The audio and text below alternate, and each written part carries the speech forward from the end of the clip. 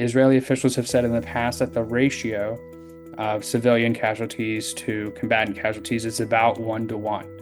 And so what that means is for every terrorist the Israelis kills, they also kill a civilian. Welcome to Deep Dive. Here at the Washington Examiner, we dig deep into what's happening behind the scenes in the nation's capital. And this week we have someone who's in the trenches to give us clear insight. Mike Brest, defense reporter at the Washington Examiner, has been watching the situation in Gaza reaching an inflection point. For more, we turn to Mike.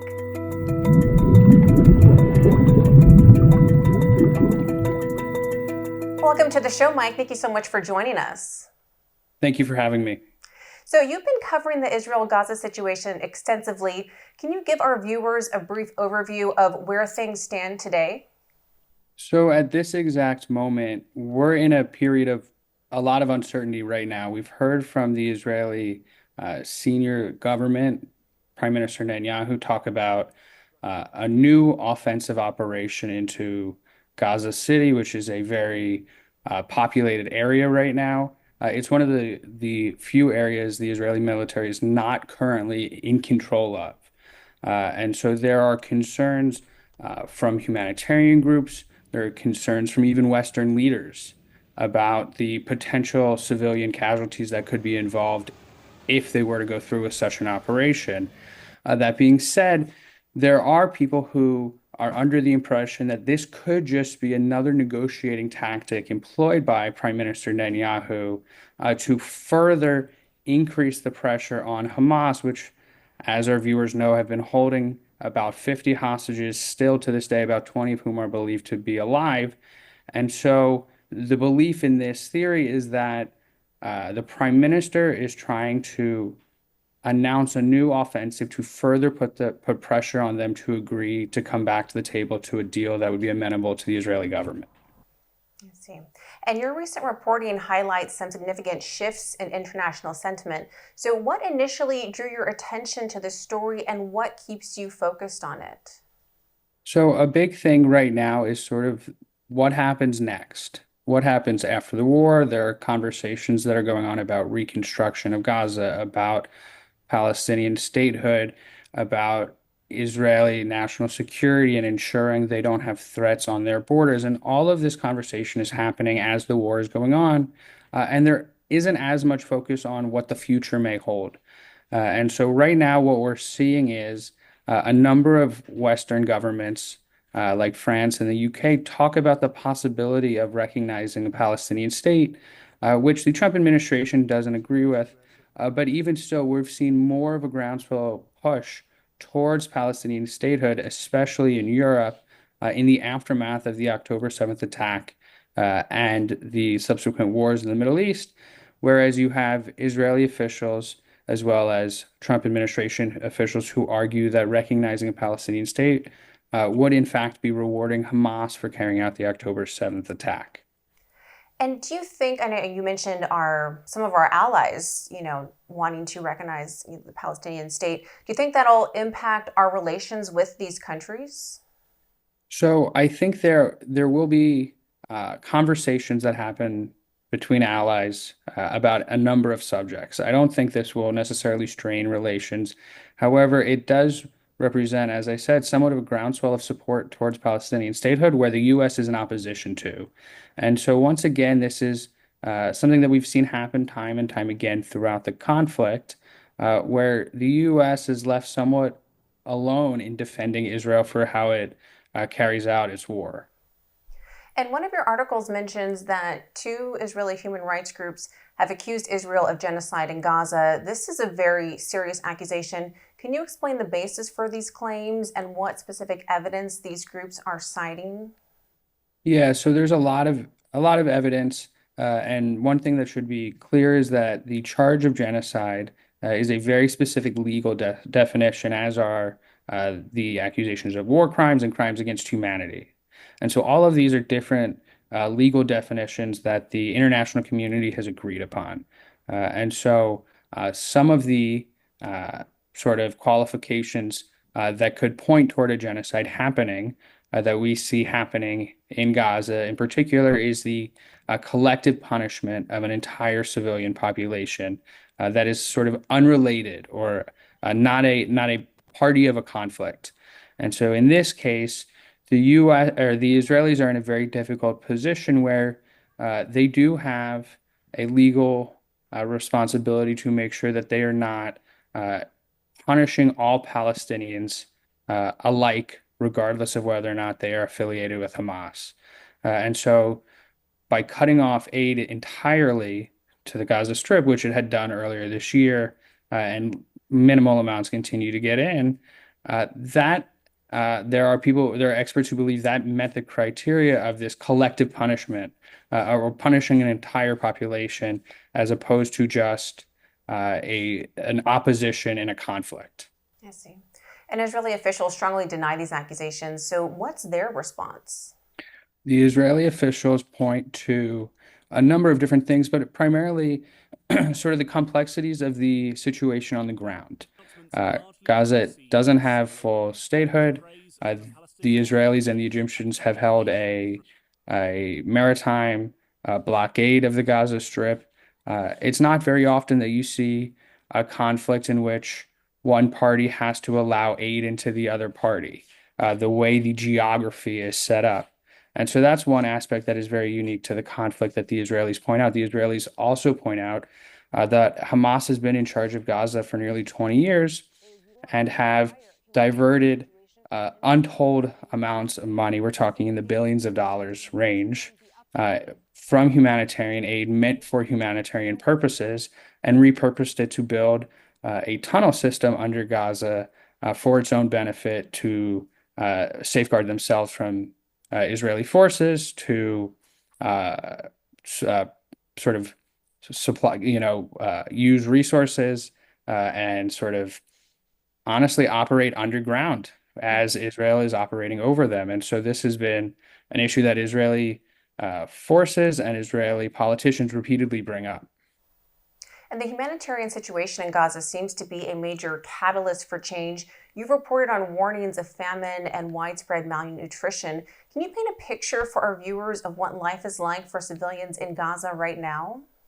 Yeah, so Gaza is a very active war zone. We are talking blocks of Israel of Gaza society that have just been wiped away through a bombardment campaign as well as a ground operation. And so a significant percentage of the Palestinian population in Gaza have been displaced, oftentimes several times. There is not widespread electricity. There's not widespread access to food or medicine or even hospitals. Uh, Given the level of the number of injuries and the number of casualties, it's also hard to get information, so it's hard to cite specific numbers out of Gaza. But the health ministry, which Hamas controls, says the death toll is about 60,000 people since the October 7th attack in Gaza. And so the Israeli officials will point out that that number includes both civilians as well as Hamas combatants. Israeli officials have said in the past that the ratio of civilian casualties to combatant casualties is about 1 to 1. And so what that means is for every terrorist the Israelis kills, they also kill a civilian. And so that is a very high ratio when you think about it, about, you know, normal day-to-day life. But at the same time, what the Israelis will point out and military experts will point out is that urban warfare, like the type we're seeing where there are uh, tunnels underground. There are Hamas operatives operating in buildings and underneath civilian infrastructure, in and around and underneath hospitals. All of these things create the conditions that we've seen in the past associated with these types of civilian to combatant ratios. And as you mentioned, there's a lot of challenges with the aid distribution, including violence and, also accusations against both Hamas and the Gaza Humanitarian Fund. So what are the biggest obstacles to getting aid to the people who need it most, and what solutions are being proposed?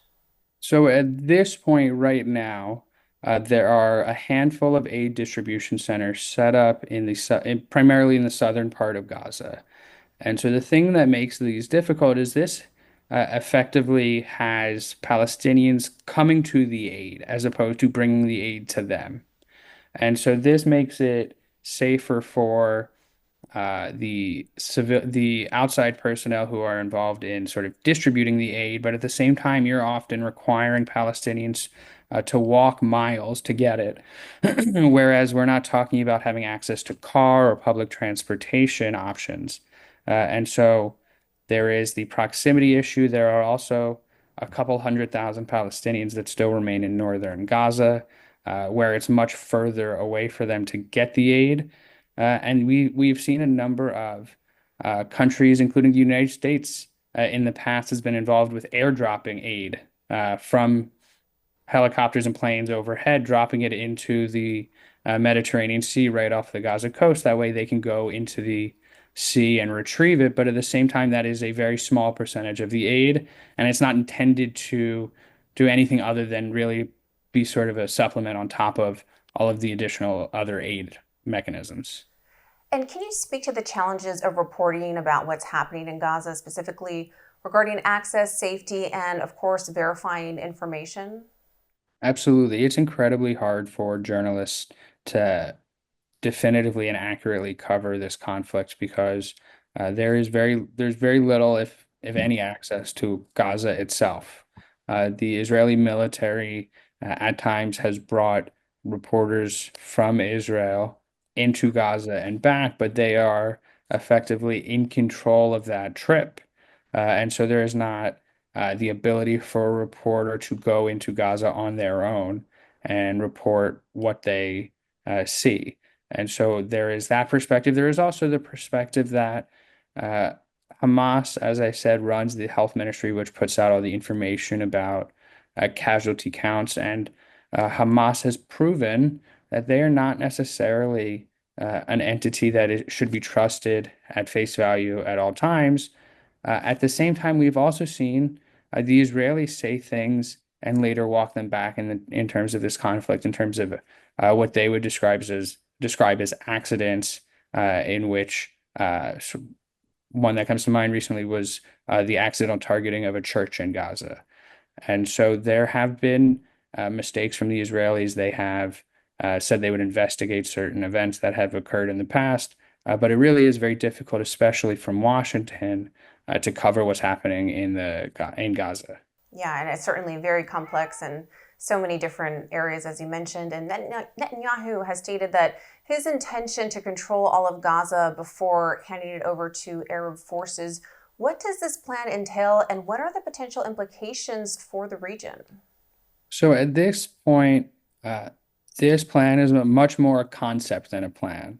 And so the belief behind what the prime minister said is that they would sort of hold Gaza City, they would take control of Gaza City, do any remaining targeting of Hamas operatives that they need, and then they would sort of stabilize the situation before handing it over to what the prime minister said was this Arab coalition. But it's not clear exactly what countries are willing to play a role. And while some countries have in the past said they were open to playing such a role, their primary uh, one of their primary sticking points about getting involved in such a plan was about that it had to lead to a Palestinian statehood. And so Israeli officials continue to say that they will not agree to Palestinian statehood in light of the October 7th attack. And so it's unclear exactly uh, which Arab leaders would be willing to get involved in such a governing coalition in Gaza without any sort of long-term plan toward statehood for Gaza. Yeah, makes sense. And one of your articles mentions that negotiations between Israel and Hamas have stalled. What are the key sticking points, and is there any realistic path toward a lasting ceasefire? So it's really hard to see how the two sides can rectify their long-term differences. And that's been the issue that has plagued these two sides, even before October 7th, but especially since October 7th. There have been these two short-term ceasefire deals that each have lasted about 6 weeks. And so in those two ceasefire deals, the intent behind them was to allow for aid to get into Gaza, and allow for hostages to be released by Hamas.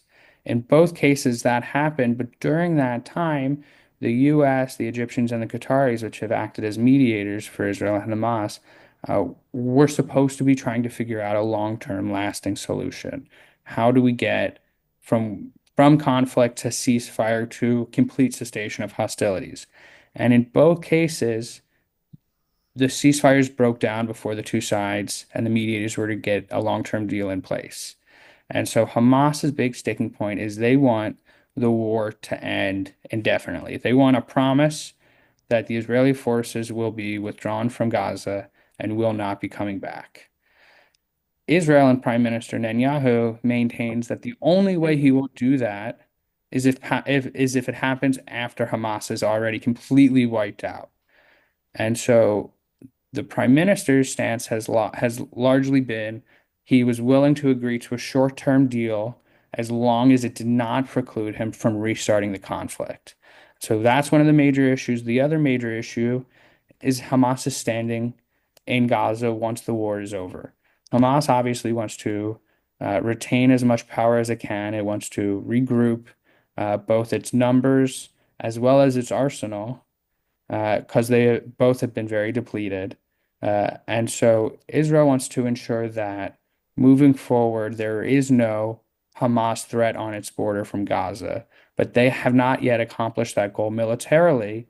Uh, and one of the last trips that Hamas holds at this point are the 20 remaining living hostages, whose health is getting worse each and every day as they've been held in Gaza, largely in tunnels, for almost 2 years now. Wow. And looking ahead, what are the most likely scenarios for the future of Gaza and the Israeli-Palestinian conflict? And as you mentioned, the hostages who are still there, any hope for them? So it's hard to see how this plays out.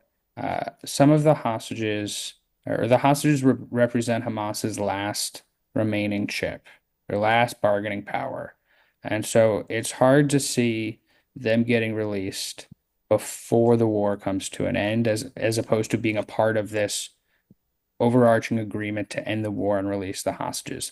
That being said, it seems like everyone is pretty far apart. However, uh, President Trump's envoy, Steve Witkoff, has been meeting with leaders all throughout the region for several months now, and they are trying to figure out, at this point, some type of all-for-all swap in which Hamas would release all of the remaining hostages in exchange for a much larger number of Palestinian prisoners who are being held in Israel. And so there is some possibility of an overarching deal that could end the war coming together, but it's hard to see even how Netanyahu is able to make it happen, considering he is members of his own governing coalition who want the war to continue to the point where they are able to push all of the Palestinians out of Gaza and bring Jewish settlements back into Gaza like it was back in the early 2000s before they withdrew in 2005.